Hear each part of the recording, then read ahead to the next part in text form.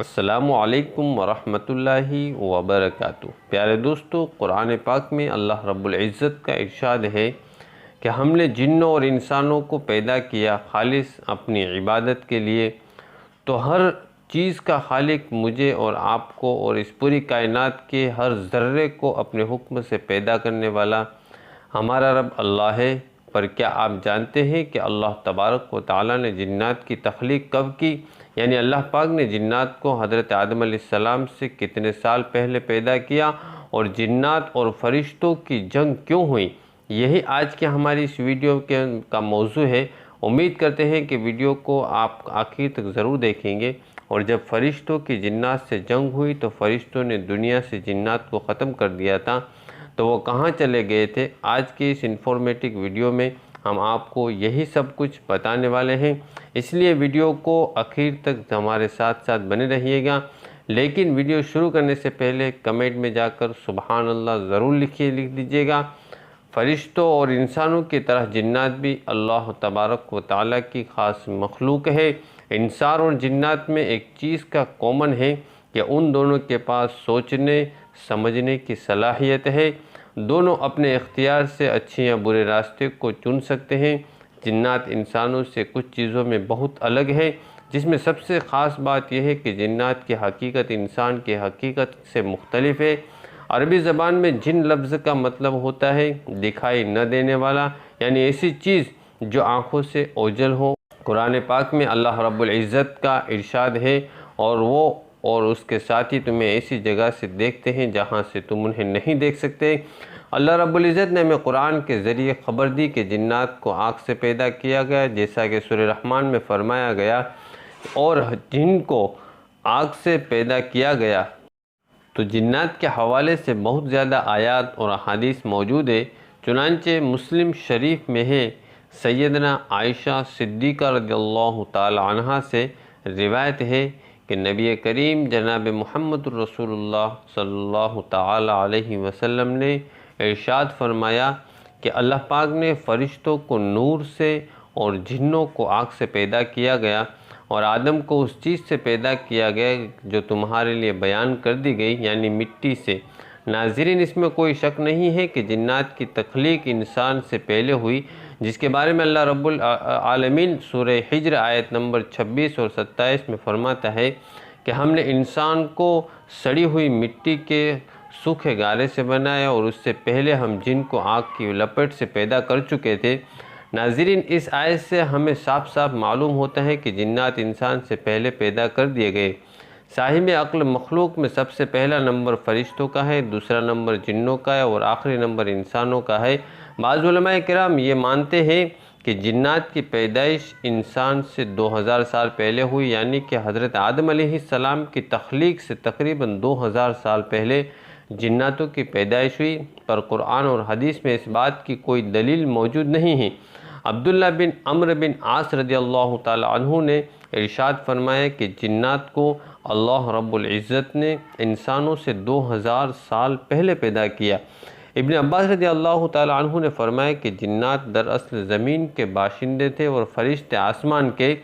फरिश्तों ने सभी आसमान आबाद किया। हर आसमान के फरिश्ते नमाज और तस्बीह करते रहते थे। जो फरिश्ते ऊपर वाले आसमान पर होते हैं वो अपने से नीचे आसमान वालों से ज़्यादा इबादत और तस्बीह और ज़िक्र अज़कार करते हैं।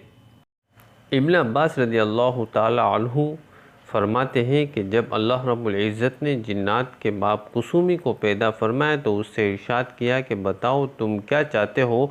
उसने कहा कि मैं ये चाहता हूँ कि लोग हमें देख न सके बल्कि हम लोगों को देखें, यानी कि इंसान हमें न देख सके, हम ज़मीन में दफन किए जाए और हमारे बूढ़े दोबारा जवान हो सके।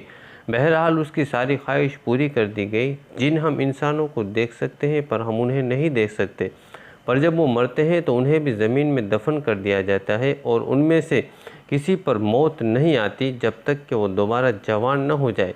इसके बाद अल्लाह पाक ने आदम अलैहिस्सलाम को पैदा किया और उनको जन्नत में दाखिल फरमा दिया। अल्लाह रब्बुल इज़्ज़त ने जिन्नातों का ठिकाना ज़मीन को बना दिया और उसके बाद उनको ज़मीन आबाद करने का हुक्म दिया और वो सभी अल्लाह तबारक व तआला की इबादत में लग गए। फिर वक्त गुज़रने के साथ साथ कुछ अरसे के बाद उन्होंने अल्लाह की नाफरमानी और ज़मीन पर हुर्रे शुरू कर दी। उनमें एक नेक बादशाह था जिसका नाम यूसुफ था, उन्होंने उसका भी कत्ल कर दिया। जिनकी नाफरमानी और बदमाशियों को देख करके अल्लाह तबारक व तआला ने उनके ऊपर आसमानों से फरिश्तों की एक फ़ौज को मुसल्लत कर दिया। उस फ़ौज को जिल्द नाम से पुकारा जाता था।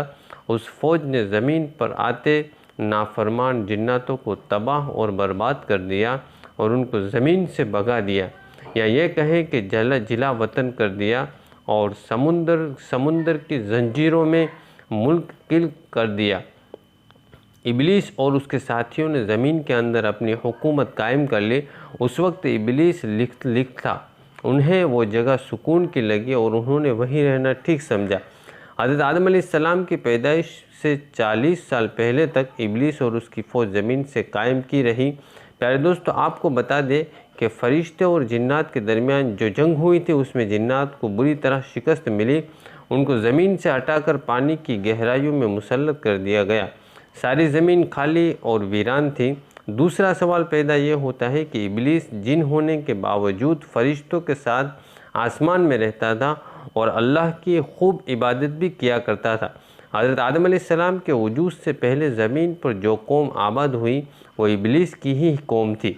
वो सारी जिन्नात इबलीस के गिरोह से ताल्लुक़ रखते थे। नबी करीम सल्लल्लाहु अलैहि वसल्लम ने इरशाद फरमाया कि जिन्नात की 3 किस्में हैं। पहली किस्म वो है जो हवा में उड़ती है, दूसरी किस्म वो है जो सांप और कुत्तों की शक्ल में होती है, तीसरी किस्म वो है जो सफ़र करती है और क़याम करती है। इसी तरह इंसानों की भी 3 किस्में बताई जाती है। पहली किस्म जानवरों जैसी है, जिस तरह कुरान में इरशाद है कि उनके दिल हैं मगर समझते नहीं हैं, आँखें हैं मगर देखते नहीं, कान हैं मगर सुनते नहीं।